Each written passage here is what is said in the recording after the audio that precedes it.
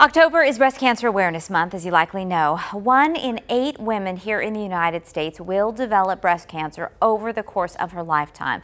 It can affect people with zero family history of breast cancer, and you have to be aware that it's a possibility. This morning, our guest is driving that home. Kalinda Stephenson was diagnosed with stage 2 breast cancer very early in life, a young woman, as you can see, and she is here to share her story. And I so appreciate you sitting down to talk with us, especially because oftentimes when we speak with somebody about breast cancer, we're talking about it in a reflective perspective, right? They're looking back as a survivor and remembering how they felt at that time. This is that time for you. So when that diagnosis came with no family history, what went through your mind? I think one of the first things that I said, actually, that came out of my mouth just in that moment was, I use the natural deodorants, I eat organic, I exercise every day. And so it was just a shock to me because I'm doing all the things correct that one is told to do throughout their life. And no family history, as you mentioned, very healthy family, so. And you know, you're still actually in its age range where you wouldn't even be getting an annual mammogram based on the recommendations of medical professionals. So it's just for the good grace that you had body awareness and you were able to detect something, a change in yourself that took you to the doctor quickly. Yes. We always hear about self-exams, I think, from early on in sex education in the classrooms, and I think a lot of people don't practice that.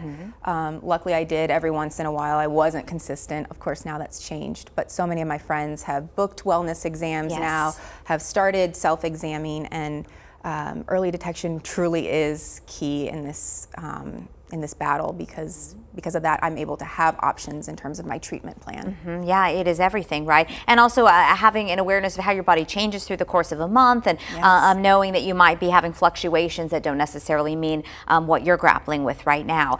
I cannot imagine how difficult it is to sort of navigate the course of the decisions that you will make, because doctors do lay out a lot of options for you because you caught this early. So that's a great benefit, but also a great burden. Yes, absolutely. I've really leaned heavily on my doctors, but then also making sure I get second and third opinions, my own research, and then my new breasties, which is a term that's new to me, but it's ladies that are also going through your same breast cancer battle, and you can share information or text late at night when you're feeling alone or scared or have a question. So.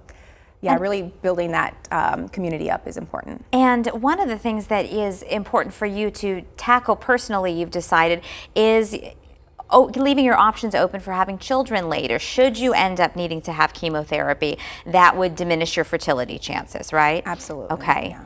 So you're making a choice about that as well. So yes, I am moving forward in the fertility process, and just given my age at 33 years old, I do want that option later on. And sometimes it makes you think, you know, I didn't know that I wanted a family so badly, and now I do. So just taking those preventative steps to give myself options in the future.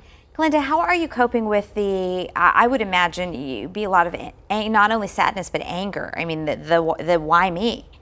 Absolutely. I pictured breast cancer being an older woman, and men too, but an older woman that probably didn't live a healthy life, maybe had family history, and so I never thought it would be myself. Right.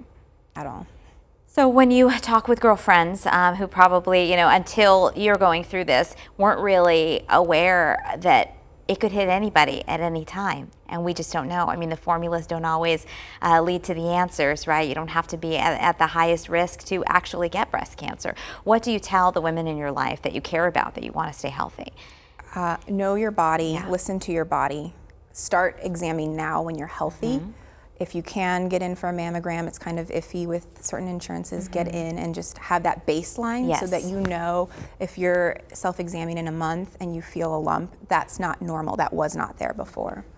What would you say to those around you and people who, we're talking about breast cancer a lot during the month of October, and that's a great thing. It does remind us to go get our mammograms, to not put off those doctor's visits.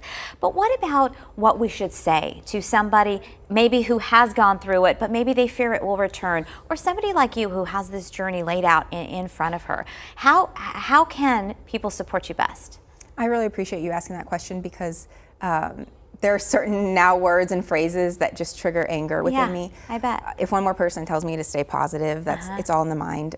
I think I'm going to lose it. It's in my breast. Yeah. So it's hard if you haven't been in those shoes, but really offering even just, hey, I'm here at night if you want to text. Okay. Or do you need someone to go with you to an appointment? Because there are so many appointments, it's almost impossible to have that one person come with you all the time if you have a partner or someone. So just showing up, being there, pushing through. Sometimes you may put up a shell and pushing through and say, you know what, I'm just coming over, it's okay.